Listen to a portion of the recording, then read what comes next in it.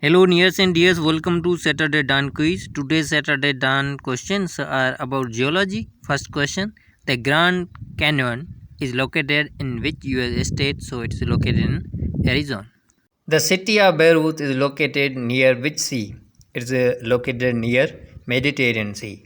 Question number 3: which is the driest continent in the world? So the driest continent is Antarctica. Question number 4: what is the most southerly capital city in the world? So it is the Wellington, the capital of New Zealand. Question number 5: what is the hottest continent on earth? So it is Africa.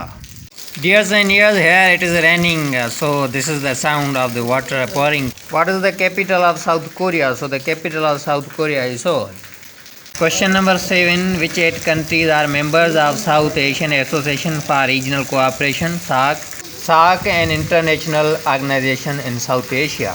So the 8 countries are Bangladesh, Bhutan, India, Maldives, Nepal, Pakistan, Sri Lanka and Afghanistan. Question number 8: what country covers 5 time zones but only operates on one? So this country is China. Which is the capital of Costa Rica? So the capital of Costa Rica is San Jose. Question number 10: which country is known by the nickname Land of Fire and Ice? So it is Iceland.